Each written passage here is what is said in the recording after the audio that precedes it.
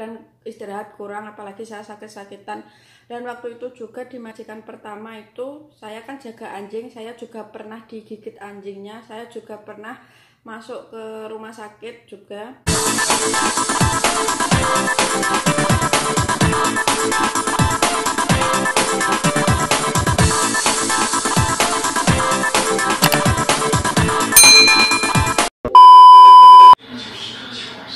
Assalamualaikum, selamat siang teman-teman, kembali lagi di channel saya di Mariati. Udah siang, jam 12 siang. Ini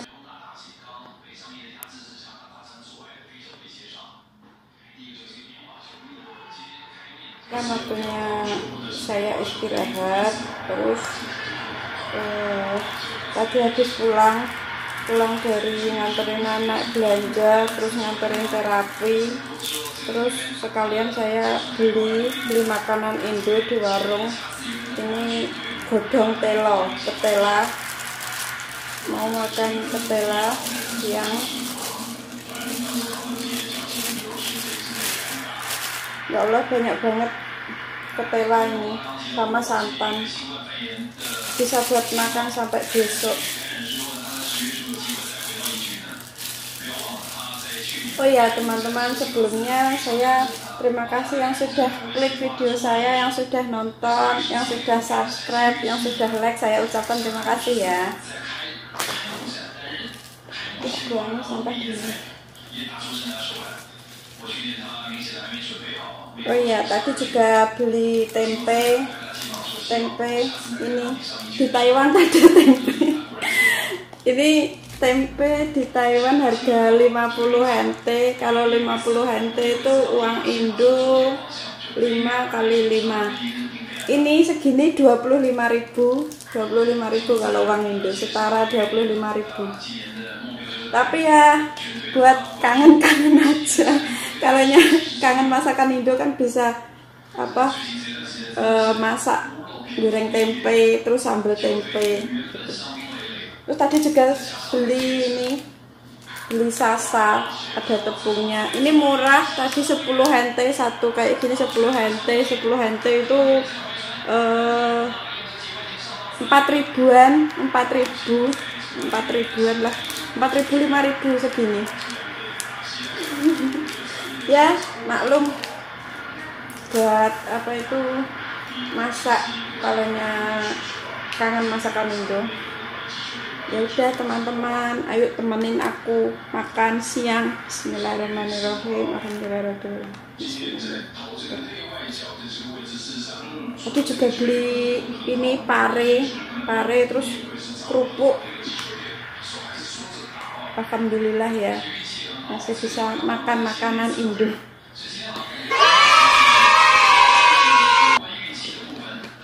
Jam 12 siang ini biasanya juga saya memang baru makan, baru istirahat. Saya kalau makan itu pakai tangan lebih nikmat sebenarnya.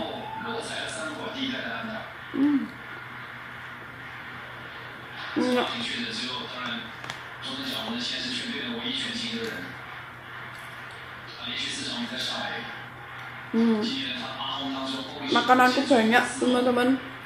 Sayangnya juga habis dari pasar tadi, habis belanja banyak, belanja bulanan itu si nenek sama kakak. Terus tadi ngangkat terus dorong kursi roda. Masalahnya di tempat saya kan pegunungan, jadi kalau pulang itu kan naik itu dorong kursi roda. Terus di belakangnya kursi roda itu masih ada bawa barang belanjaannya si nenek sama belanjaannya si kakak, itu ada 2 kresek, jadi saya tumpuk. Terus di depannya kursi roda kan ada nenek, dia duduk di kursi roda, jadi saya nyurung. Beneran kalau naik gunung itu pokoknya capek banget, ulala.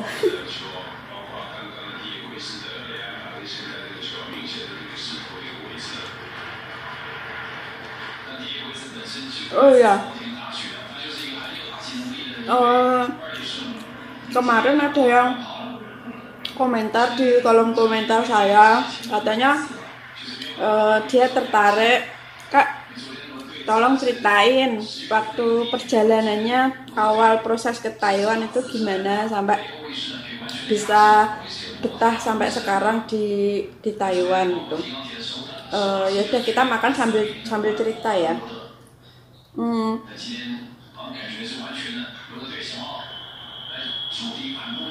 Dulu itu saya proses ke Taiwan itu tahun 2016 ya teman-teman. Waktu itu saya proses melalui penyalur yang bantu calon TKI mau berangkat ke luar negeri. Saya dibantuin sama penyalur. Di desa saya kan ada penyalur, terus ya itu yang bantu calon TKI gitu.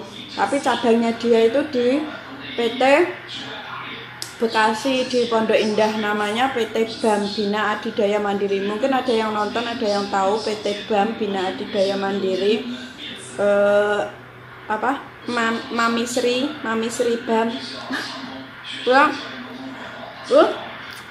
Waktu itu saya barengan sama 7 orang.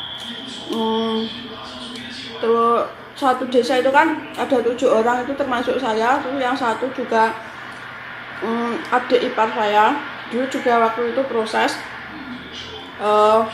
sudah daftarnya kan, sebelum daftar itu kita medical dulu. Kalau sudah fit baru kita daftar di PT. Kita dianterin sama penyalurnya itu 7 orang naik kereta terus ke Bekasinya.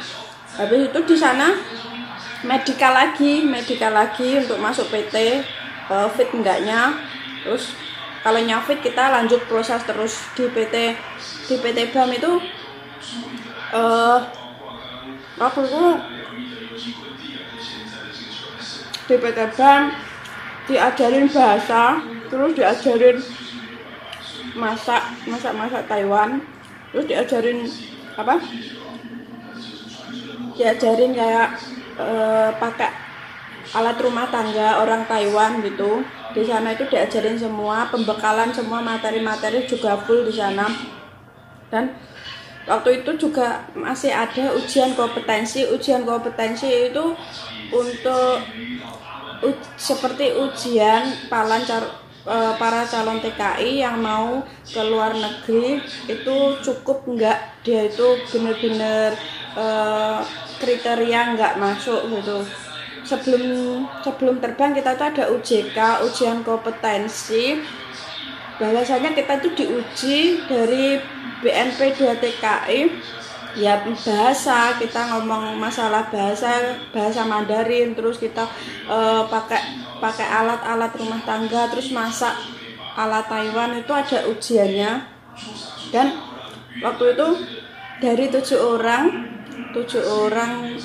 orang termasuk saya yang dapat job pertama itu saya, mungkin ya rezeki saya. Apalagi waktu pertama kali itu pikiran saya cepet terbang ya, alhamdulillah. Mungkin rezeki bejo-bejane saya, nek wong Jawa ngarani bejo-bejone awak ya. Rezeki orang kan beda-beda. Waktu itu saya job, tanda tangan job, terus saya terbang itu kurang lebih itu 2 bulan ya, antara seneng dan sedih. Masalahnya waktu itu sedihnya cepet banget saya terbang, belum pamitan langsung sama orang tua. Nggak boleh pulang waktu itu, waktunya mepet banget. Terus cuma pamitan itu lewat telepon HP. Oh ya, satu lagi ya, bener ini pengalaman yang sangat sedih juga. Di PT itu kita itu makan juga seadanya. Terus waktu bangun tidur itu jam 5, jam setengah 5 itu kita sudah bangun. Pokoknya waktu itu benar-benar ada jadwalnya tersendiri. Terus kita nggak boleh pegang HP sama sekali. Kita boleh pegang HP itu cuma hari Sabtu Minggu itu baru boleh pegang HP. Terus waktu itu juga saya juga nggak dapat yang namanya uang saku dari penyalur 1 juta 2 juta itu nggak ada. Terus waktu itu juga bapak sama ibu saya itu nyari utangan buat bekal saya, buat pegangan sebelum saya terbang. Itu saya dikirimin sama bapak ibu saya waktu itu hutang sama tetangga, bener ini real. Jadi perjalanan saya itu nggak semulus yang orang kira sekarang tuh enak, dapat majikan enak, itu enggak. Pokoknya ini tuh sebenarnya majikan yang kedua. Yang dulu itu pertama kali itu saya dimajikan yang pertama di Taichung waktu 2016. Saya cuma bertahan 2 tahun karena apa, nggak sesuai job, dan saya itu di Taichung itu benar-benar menguras tenaga. Di sana itu saya kurang istirahat. Saya jaga nenek itu lumpuh, stroke total. Pokoknya dia itu nggak bisa apa-apa. Pokoknya badannya itu kaku banget. Dia minum apapun, makan apapun itu lewat selang. Terus kalau malam itu dibangunin, dia itu sedot dahak juga, dahaknya disedotin terus masuk ke selang. Pokoknya dahaknya disedotin. Terus yang nggak aku betah di sana itu, saya pekerjaannya banyak, terus kurang istirahat. Terus saya di sana itu juga sakit-sakitan. Waktu itu kepalanya pusing karena 2 jam sekali itu malam bangun, 2 jam sekali malam bangun. Terus saya siangnya itu jagain anjing juga. Saya jagain anjing sama jagain si neneknya tadi. Terus kakak majikan saya itu kenyih, cerewet banget. Terus apa-apa itu kurang bener. Terus CCTV-nya itu ada 1, 2, 3, 4. CCTV-nya itu ada 4 di rumah yang pertama, majikan yang pertama. Pokoknya yang pertama itu nggak enak banget. Makanya saya mau pindah majikan, nggak ditandatanganin majikan. Terus saya berpersepsi, saya berpikiran waktu itu sebenarnya pengen kabur, tapi saya nggak ada lah niatan mau kabur. Nanti kabur juga nyesel. Terus saya pikirannya pulang aja ke Indo. Saya putus kontrak. Kalau di Taiwan kan kontrak kan 3 tahun toh teman-teman. Tapi saya mau pulang dulu. Saya mutusin kontrak. Waktu itu saya kena denda pajak setara uang Indo itu 2 jutaan. Waktu itu habis kena pajak kan saya pulang. Saya jadi pulang karena alasan saya waktu itu saya mau putus kontrak. Keluarga saya nyariin, saya suruh pulang. Habis suruh pulang, bentar ada akong lewat. Akong, cepat lo ma。没有，我在外面吃。你要吃什么？啊？你要想吃什么，我帮你。那没有材料是帮我干什么？我去吃一碗面的哈。OK。你好了，没关系，阿公，放肆没关系。不是没有关系，我说你这一只对啊，买多少钱？差不多，啊？差不多，阿公做了。阿公做，阿公要出去。好了。啊，这个脏了，看OK。小心哦。好了。你要吃什么？我买回来给你吃。不要，阿弟这个就好了。好了，好好。小心哦。拜拜，小心。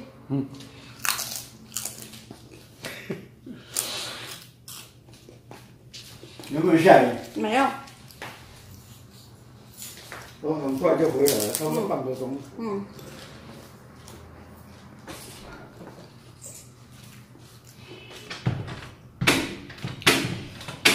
Dan waktu itu saya kan putus kontrak kan teman-teman. Saya bayar kena denda. Waktu itu setara 2 jutaan.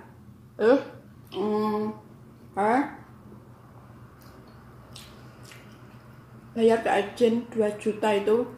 Terus sama tiket pesawat itu seharga, waktu itu tiket pesawat 7.000 NT. 7.000-an, 7 kali 5 hampir 4 jutaan. Beli tiket pesawat itu harus sendiri. Masalahnya kan saya yang putus kontrak, jadi saya yang nanggung semuanya sendiri. Kalau sudah di sini tuh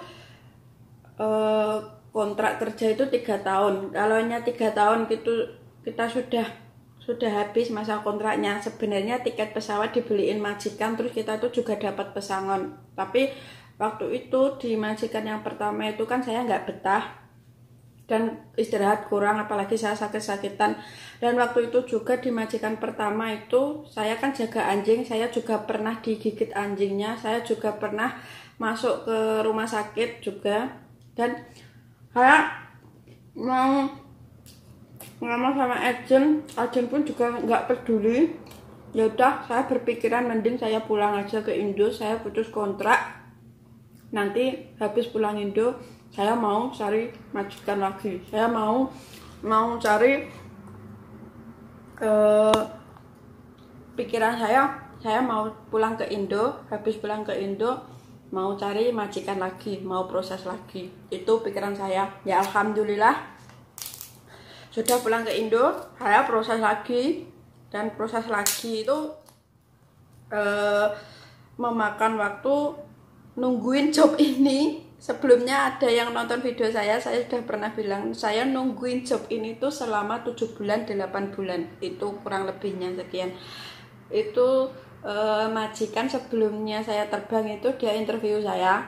Katanya, kamu bisa masak enggak? Kamu bisa belanja enggak? Kamu bisa bahasa enggak? Saya ya bilang sama majikan yang sekarang, saya bisa masak, saya bisa belanja pasar, saya juga bisa jagain nenek, jagain kakek. Nah, udah, terus majikan suka, terus ngambil saya. Udah, saya tanda tangan job. Terus itu habis tanda tangan job, majikan ini baik banget. Yang kedua ini alhamdulillah, pokoknya saya mendapatkan hikmah dari semua pahit-pahit sedih yang lalu itu. Sekarang itu saya dapat hikmahnya, dapat majikan yang baik. Nggak satu rumah sama majikan. Di sini nggak ada CCTV, main HP full 24 jam. Saya juga main HP. Terus saya di sini enaknya juga ada liburnya. Dulu yang pertama nggak ada liburnya sama sekali. Pokoknya di sini saya bersyukur, saya ambil hikmahnya. Di sini saya juga bisa sholat. Pokoknya alhamdulillah banget, saya bersyukur. Dan itulah teman-teman, dari kisah saya, pahitnya yang kita lalui itu pasti ada hikmahnya tersendiri. Pasti nanti kita akan menemui enaknya. Kita menemui susahnya dulu, baru kita menemui enaknya. Itu benar-benar nyata. Ibaratnya roda kehidupan itu kan berputar. Terus dan sampai sekarang saya masih betah di majikan yang sekarang ini sudah berjalan 1 tahun 10 bulan. Berarti kontrak saya itu kurang 1 tahun berapa ini? 1 tahun 3 bulanan ya, kurang 1 tahun 3 bulan. Kan kontrak di sini kan 3 tahun. Jadi ya nggak tahu nanti mau nambah atau enggak. Mau nambah atau enggak, nanti komen di bawah ya, saya harus gimana, nambah apa enggak. Ya begitulah pengalaman saya. Terus yang saya ceritain ini bener-bener real, nggak ada settingan. Memang iya, memang dulu itu nggak enak di majikan yang pertama. Saya pulang.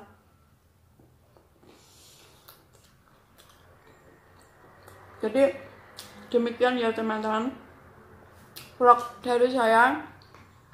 Saya di sini berterima kasih yang sudah support saya, apalagi orang tua saya, terus orang-orang yang saya sayangin. Pokoknya doain saya semangat, apalagi saya berjuang di sini untuk keluarga, untuk anak saya.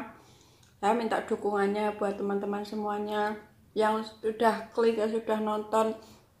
Terima kasih banyak. Pokoknya semangat, pejuang keluarga, pejuang ente, perantau, anak perantau, semangat. Ya sudah ya teman-teman, demikian vlog dari saya. Saya mau makan siang dulu ya teman-teman. Terima kasih. Jangan lupa like dan komen video saya, dan jangan lupa subscribe channel saya agar saya di sini semangat. Terus saya di sini tambah berkembang channel saya. Terima kasih ya, saya mau makan siang dulu. Terus bye bye, assalamualaikum.